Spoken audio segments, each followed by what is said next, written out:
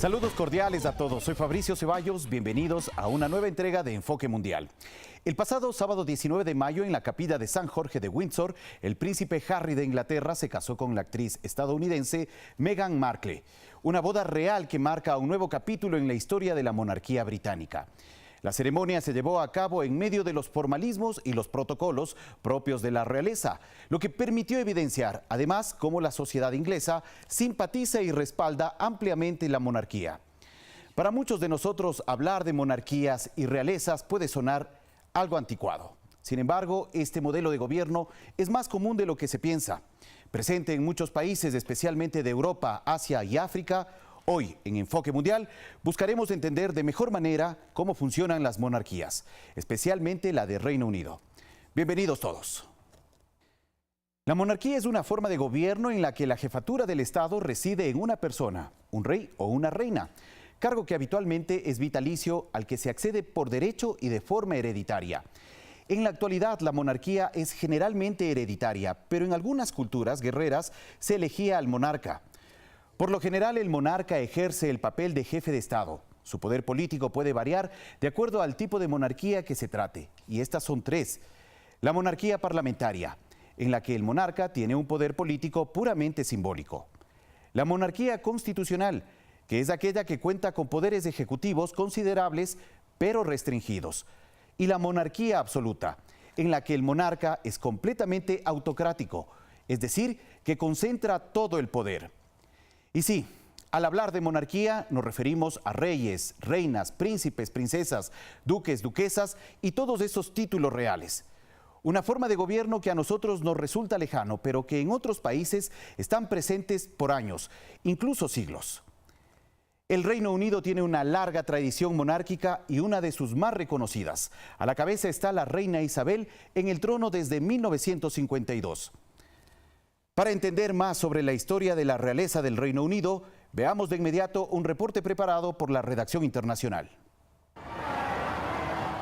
Buena parte de la historia de Europa es la monarquía. Uno de los casos más admirables es el del Reino Unido, que siempre a la vanguardia de los cambios tecnológicos y políticos ha mantenido las costumbres y la tradición. Los reyes de Inglaterra fueron los más influyentes de la Europa medieval y moderna, rivalizando en muchos periodos históricos con la monarquía española o los reyes de Francia. A lo largo de la historia de la Casa Real inglesa han existido muchos reyes que han gobernado, desde el mítico rey bretón Arturo hasta la reina Isabel, acompañada del duque de Edimburgo. Esta pareja real tuvo 4 hijos: la princesa Ana, el príncipe Carlos, el príncipe Andrés y el príncipe Eduardo. De acuerdo a la tradición inglesa, el futuro rey será Carlos, príncipe de Gales. Un episodio negro en la historia de la realeza inglesa fue el divorcio de Carlos y Diana de Gales, que se formalizó en 1996 y un año después, el 31 de agosto de 1997, Diana, la princesa del pueblo como lo bautizó la prensa,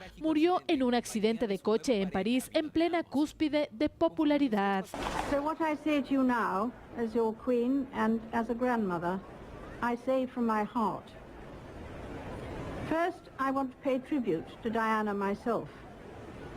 She was an exceptional and gifted human being. El príncipe Guillermo, duque de Cambridge, se casó en 2011 con Kate Middleton, quien adquirió el título de duquesa de Cambridge. Fruto de este matrimonio nació en 2013 el bisnieto de la virreina Isabel II, el príncipe George de Cambridge. En 2015 nació su segunda hija Charlotte y este año nació su tercer hijo Luis. Lo más sonado de este año fue la boda de Harry y Meghan Markle, que desde hoy son los duques de Sussex.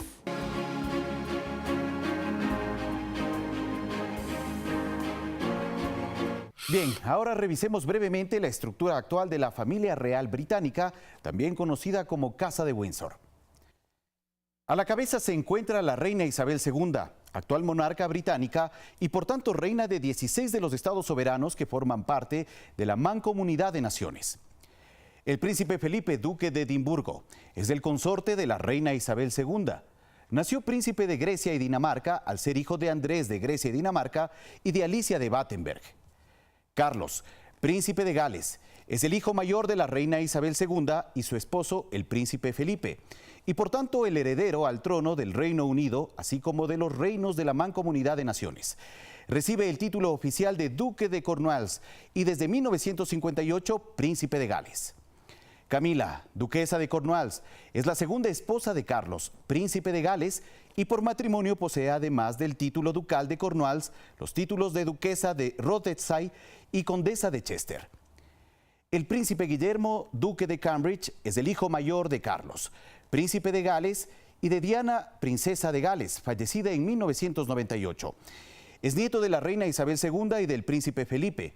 Por tanto, es el segundo en la línea de sucesión después de su padre a los tronos de los 16 estados independientes.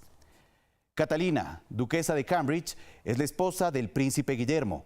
Si Guillermo llega a ser rey, Catalina se convertiría en reina consorte. Antes de su matrimonio, era conocida popularmente como Kate Middleton. La pareja de duques tiene actualmente 3 hijos: Jorge, Carlota y Luis.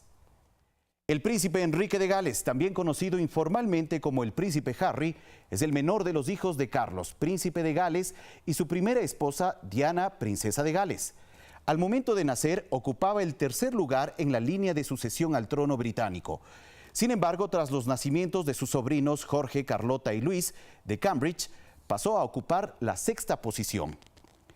El príncipe Andrés, duque de York, es el segundo hijo de la reina Isabel II y el príncipe Felipe. En la actualidad es el séptimo en la línea de sucesión al trono británico, pero hasta el nacimiento de su sobrino, el príncipe Guillermo, en 1982, era número 2 después de su hermano, el príncipe Carlos. Tiene 2 hijas, Beatriz y Eugenia de York. El príncipe Eduardo, conde de Bexes, es el tercer hijo de la reina Isabel II y el príncipe Felipe. Es el 10º en la línea de sucesión al trono británico. Su esposa es Sofía, condesa de Wessex. Tiene 2 hijos, Lady Luisa y también Jacobo, vizconde Severn. Finalmente está Ana del Reino Unido, la princesa real. Es la única hija de la reina Isabel II y el príncipe Felipe, duque de Edimburgo. Es la 7ª en llevar el título de princesa real y la 13ª en línea de sucesión al trono. La monarquía inglesa nació con la autoproclamación en el año 878 de Alfredo el Grande, rey de Wessex, como rey de Inglaterra, de modo que esta monarquía lleva ya más de 12 siglos de historia. Hoy es una monarquía constitucional con un gobierno parlamentario. Se puede decir que el rey o la reina, para ser puntual, reina pero no gobierna. El gobierno lo ejerce el Parlamento del Reino Unido. Actualmente la monarquía inglesa tiene como figura máxima a la reina Isabel II, que es la reina del Reino Unido, de Gran Bretaña e Irlanda del Norte y de los reinos de la Mancomunidad de Naciones. Esto comprende nada menos que 16 estados soberanos. Su esposo es Philip Mountbatten. Se lo conoce como Príncipe Felipe y ostenta el título de Duque de Edimburgo. Es momento de hacer una primera pausa. Regresamos en breve en Enfoque Mundial para seguir hablando sobre la monarquía inglesa.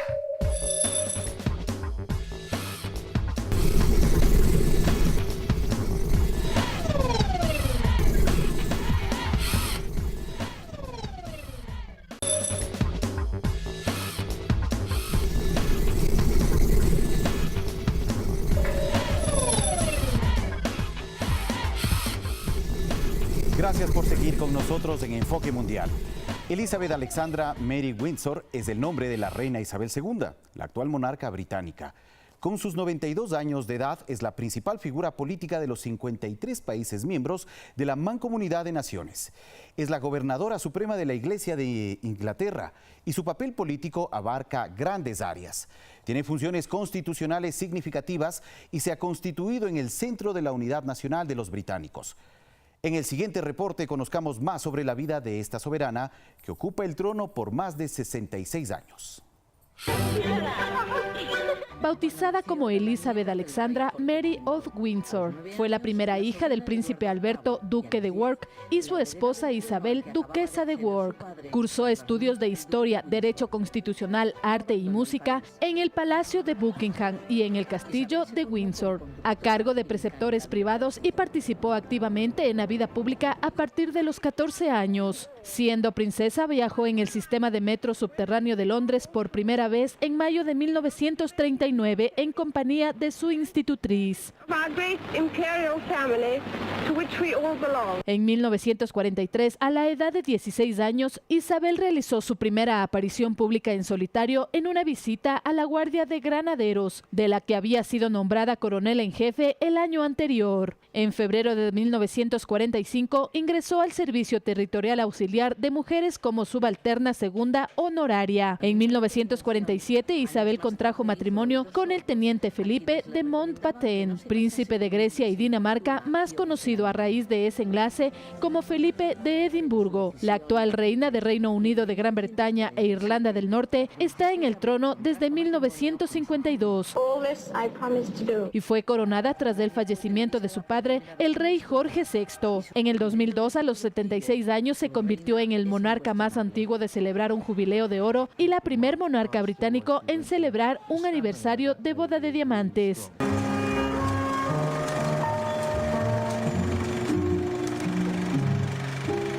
Isabel se ha convertido en la monarca británica más longeva de la historia, al superar a su tatarabuela, la reina Victoria, y al rey Jorge III.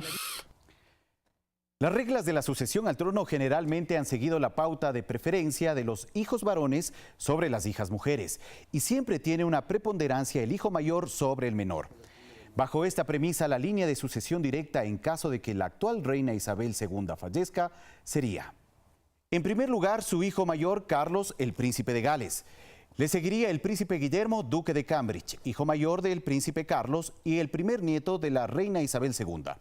En tercer lugar de la línea de sucesión está el príncipe Jorge de Cambridge, hijo del príncipe Guillermo y nieto mayor del príncipe Carlos. Le seguirían respectivamente sus hermanos, la princesa Carlota de Cambridge y el príncipe Luis de Cambridge. Luego de todos ellos estaría el príncipe Enrique de Gales, más conocido como príncipe Harry, hijo menor de Carlos y Diana. Y luego de Harry, en séptima posición, estaría el príncipe Andrés, duque de York, segundo hijo de la reina Isabel II y hermano de Carlos. La residencia oficial de la monarquía británica es actualmente el Palacio de Buckingham, mientras que el Palacio de St. James, uno de los centros administrativos de la monarquía actual, fue la residencia de los monarcas hasta la coronación de la reina Victoria en 1837. El Palacio de St. James fue construido por Enrique VIII en el año 1530. Las tres principales fuentes de ingresos de la reina Isabel II son la subvención a la soberana, lo que se conoce como el Sovereignty Grant en inglés, una partida de dinero que el gobierno de Reino Unido destina a la reina, que permite cubrir los costos de viajes, seguridad personal y el mantenimiento de los palacios reales. Entre 2016 y 2017, la reina recibió más de 58 millones de dólares. Y en tercer lugar, la hacienda del Ducado de Lancaster, que es una propiedad privada que data desde el año 1265 y que cuenta con espacios agrícolas, comerciales y residenciales. El último año registró ingresos por más de 26 millones de dólares para la monarquía. Sus propiedades e inversiones personales, como el castillo de Balmoral en Escocia y Sandringham en el este de Inglaterra, ambos fueron heredados de su padre. Pero su riqueza se extiende mucho más allá de los bienes inmuebles.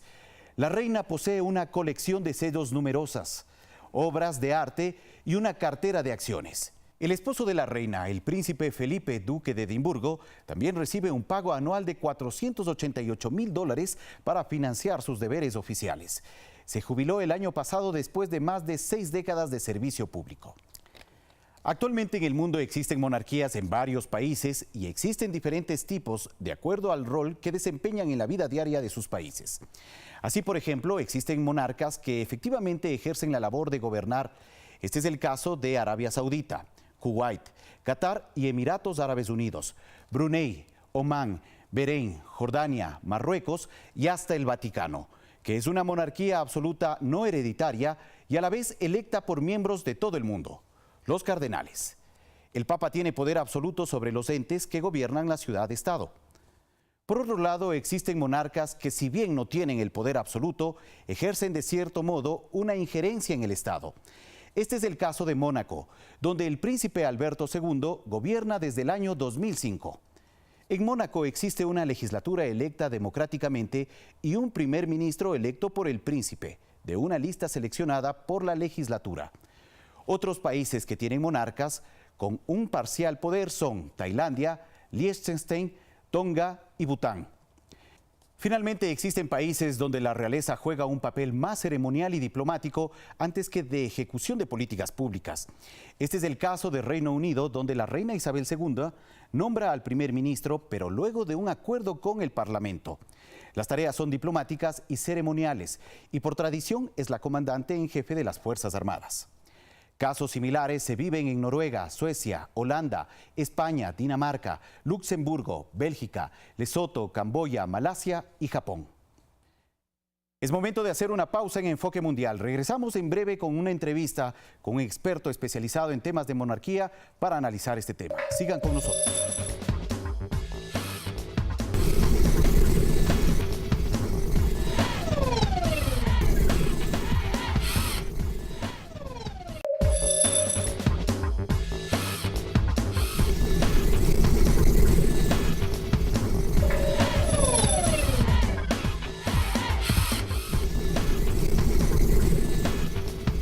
Gracias por seguir con nosotros en Enfoque Mundial. Ahora, para tratar con mayor profundidad este tema, nos encontramos con Fernando Casado. Él es docente académico del Instituto de Altos Estudios Nacionales, con quien abordaremos el tema de las monarquías actualmente en el planeta. Fernando, bienvenido a Enfoque Mundial. ¿Qué tal? Muchas gracias por la invitación. Bueno, ¿cómo entendemos que actualmente sigan presentes las monarquías cuando en la actualidad vemos muchos países con sistemas democráticos, presidencialistas y más? Bueno, es verdad que es una figura arcaica, vetusta, pasada de moda, que debería haber perecido con las revoluciones liberales que se llevaron a cabo en Estados Unidos y en Francia, que después se expanden por la mayor parte de los países occidentales del norte. Bueno, yo creo que habrá que diferenciar unas monarquías de otras, ¿no? Es decir, hay monarquías en las que el rey tiene una figura simplemente honorífica, es el jefe de Estado y representa a ciertos estados, pero en principio es un régimen constitucional el que rige los avatares del país. Ahí podríamos a lo mejor encajar al Reino Unido, a España, a Suecia, pero hay otras monarquías en otros países, lo cual no quiere decir que no sea criticable, ¿no? Las monarquías europeas y que podríamos hablar en profundidad de ellas. Pero después sí hay otras en las que todavía podríamos hablar de incluso sistemas feudales en las que el rey o el monarca o el título que tenga acapara una grandísima cantidad de poderes que podrían además resumirse en lo que sería la división de Montesquieu, que no se da: el legislativo, el ejecutivo y el judicial, ¿no? Y ahí podríamos ver pues las monarquías de la península arábica, podríamos ver Marruecos, que sería un país vecino de España y muy cerca o conectado a los países europeos, y otros muchos países donde efectivamente ahí sí se puede hablar de un sistema totalitario basado en una figura de un monarca. Bueno, en el caso puntual de la monarquía inglesa, ¿de dónde surge? ¿Desde cuándo está presente este tipo de monarquía? Bueno, ese tipo de monarquía es prácticamente desde la creación de lo que podríamos entender como el Estado inglés, en la época feudal y moderna, que también ha tenido momentos de interrupción, ¿no? Es decir, ha habido momentos de levantamiento en contra de la realeza británica, que además han sido los momentos en los que se han hecho mayores avances en materia de derechos humanos y de codificación de derechos humanos. De hecho, gran parte de los documentos que hoy en día tenemos positivizados sobre derechos humanos provienen de Inglaterra y provienen además de esos interludios en los que había momentos republicanos.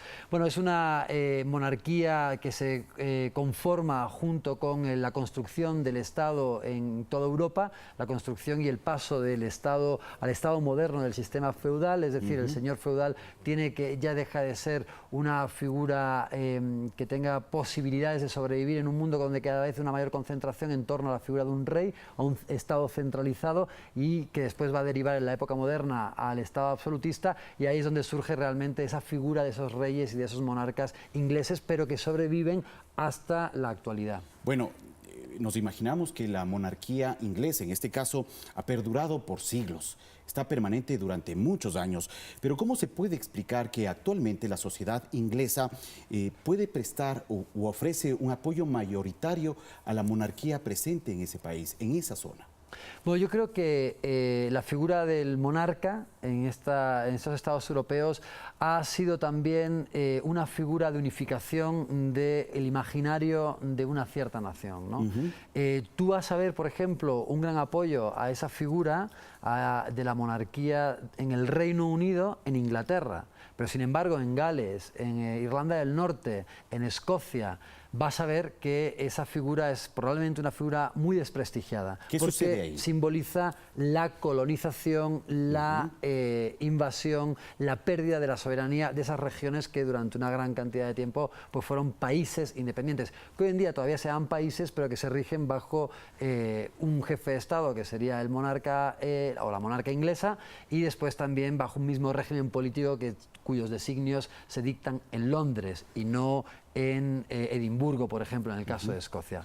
Entonces, vamos a ver que la percepción de esa realeza tiene distintas aristas. Igual también hay que tener en cuenta que no solamente es la reina de Inglaterra, es también la reina de Canadá, es la reina de todos los países que pertenecen a la Commonwealth, las antiguas colonias británicas. Así es. Bueno, entendemos nosotros que la realeza, la monarquía, tiene una capacidad de decisión, pero realmente ¿cuál es el alcance de la toma de decisiones que tiene la monarquía inglesa? Y entendemos también que de forma paralela existe un primer ministro, en este caso una primera ministra, Theresa May. ¿Cuál es un poco el rol que cumple cada uno? Sí, yo entiendo que desde la perspectiva latinoamericana, donde asociamos la monarquía con colonización, con falta de derechos, con dictadura, es muy difícil imaginar cómo hay otros países en los que todavía perduren y sobrevivan este tipo de figuras, ¿no? Yo creo que en este momento el rol que tienen estas monarquías es un rol muy superfluo, es un rol además que, por ejemplo, desde la perspectiva latinoamericana es poco aceptable, en el sentido de que son fondos públicos los que financian un estatus de vida de una familia que tiene unos gastos, unos lujos, unos privilegios que en principio en cualquier sistema democrático serían imposibles de imaginar. Entonces, en principio es la representación del Estado, se supone que la monarquía está para unificar un imaginario nacional, pero también para llevar a cabo una representación del país, pero la realidad es que la monarquía está muy vinculada a la élite, está muy vinculada a la aristocracia, está muy vinculada al privilegio, a los lores, en el caso inglés, y al final lo que te vas a encontrar es que la monarquía sirve simplemente pues para asentar unos ciertos privilegios de clase que, de nuevo, son inadmisibles en un sistema democrático cuando lo vemos desde una perspectiva de no privilegio. Bueno, y tú has mencionado también un tema que es interesante poder abordarlo, que es cómo se mantiene la monarquía actualmente, de dónde obtiene los ingresos para poder subvencionar todas las actividades y los gastos que representa mantener ese sistema.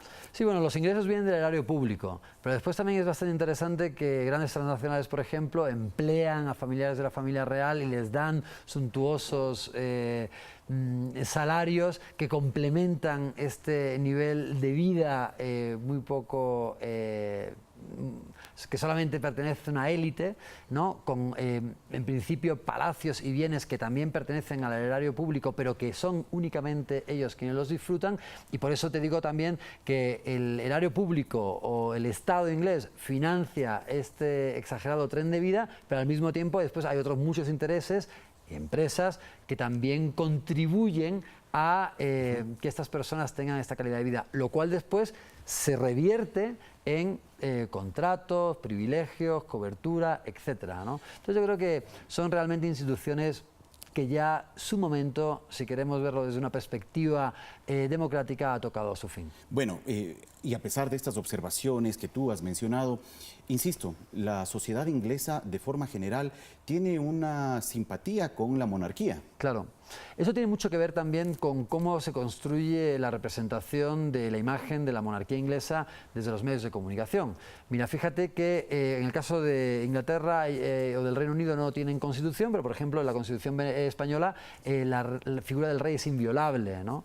Entonces, aunque los escándalos de la familia inglesa son mucho menores que los de la familia real inglesa, mucho menores que los de la familia real española, pero normalmente hay un blindaje también. Entonces, claro, si hay un blindaje y hay un bombardeo continuo de la vida de la familia real inglesa desde una perspectiva positiva y hay toda una serie de revistas del corazón, noticieros, tabloides sensacionalistas que continuamente ensalzan la figura de la familia real, pues obviamente vas a tener una imagen en el imaginario público inglés, británico, muy positiva. De nuevo, no es lo mismo cómo es percibida la familia real en Inglaterra que en otros países del propio Reino Unido. Y en el caso de España, pues ocurre exactamente lo mismo. Lo que pasa es que, claro, los escándalos en los cuales se ha visto inmersa la familia real, que está metida en corrupción, que está metida en la caza de elefantes, que está metida en alcoholismo, en prostitución, pues claro, eso hace que la imagen sea mucho peor percibida. Pero fíjate que además es muy grave, porque las aseveraciones que estoy haciendo yo aquí ahora mismo en Ecuador, en tu canal, podrían ser consideradas delito en España. Hay gente como cantantes, raperos, que están en la cárcel actualmente por haber hablado en contra de la familia real, porque la familia real es inviolable en todos estos países, ¿no? Es un tema muy delicado. Bueno, sin duda hay una construcción mediática de la imagen de las monarquías en el mundo. Es evidente que a partir de la muerte de la princesa Diana a fines de la década de los 90, el posterior compromiso de su esposo, el príncipe Carlos, los matrimonios de sus hijos y demás, se han llevado a la televisión e incluso hasta el cine para poder proyectar una imagen determinada de la monarquía. Lo mismo ha ocurrido en otras monarquías, también presentando los lados oscuros, por así decirlo. Los excesos de las monarquías, las tomas de decisiones únicas por parte de un monarca absolutista y demás. Es decir, este tema de las monarquías también ha servido como una herramienta para los medios de comunicación y poder construir imaginarios para la opinión pública. Sin duda, porque de alguna forma hay una telenovelización en términos generales de los medios de comunicación y de las narrativas en los medios de comunicación. El seguimiento de la vida de las familias reales es normalmente algo que tiene también muchos réditos a nivel mediático. Entonces es utilizado también porque se explota desde el punto de vista del beneficio que le reporta a los medios de comunicación. Pero al mismo tiempo hay también un trabajo de propaganda y de construcción de una imagen de un elemento, como es la realeza, de consolidación del status quo, porque la familia real al fin y al cabo para lo que sirve es para unificar una imagen concreta de una nación en torno a una figura que es la que de alguna forma también está asegurando la supervivencia del status quo tal y como está, y también en una situación de desigualdad, porque si hay reyes hay plebeyos, si hay aristocracia hay plebeyos. Entonces, esa figura también lo que te habla es de que se acepta y naturaliza la desigualdad como parte de las relaciones en una sociedad determinada. Entonces, bueno, efectivamente, aquí los medios de comunicación han ayudado mucho en estrategias auténticas de propaganda, porque claro, después de la muerte de Lady Di, por ejemplo, la imagen del príncipe Carlos quedó completamente defenestrada, ya no hubo forma de volverla a revivir, de hecho él nunca va a ser probablemente rey, serán sus hijos, pero hubo todo un trabajo de propaganda y de construcción de imagen, no ya de Carlos, que estaba realmente desahuciado mediáticamente, sobre todo por sus relaciones con Camila, y aquí parece que estamos farandulizando un poco la conversación. Así es. Pero sus hijos, mediante una construcción mediática que ensalzó muchísimo a estos chicos, que en un principio pues eran a veces bastante aniñaditos e insoportables, pues los construyeron y los convirtieron incluso en héroes de guerra, como parte del ejército inglés, para que no ocurriera lo que ocurrió con Carlos, es decir, que el apoyo a la monarquía por parte de la mayoría de la ciudadanía inglesa, pues dejara de apoyar a la monarquía. Muy bien. Agradecemos a Fernando Casado, experto docente académico del Instituto de Altos Estudios Nacionales, por sus reflexiones en torno a este tema. Y bien, la monarquía, más allá de ser una forma de gobierno distante a nuestra realidad, tiene una fuerte presencia en varios países. Actualmente en el mundo existen 26 monarquías que abarcan una gran cantidad de reyes, reinas, emperadores, sultanes y emires. Ellos gobiernan un total de 43 países del planeta. Los logros y desaciertos de las monarquías quedarán registradas en las páginas de la historia. Gracias por acompañarnos en Enfoque Mundial. Regresaremos la próxima semana con un nuevo tema.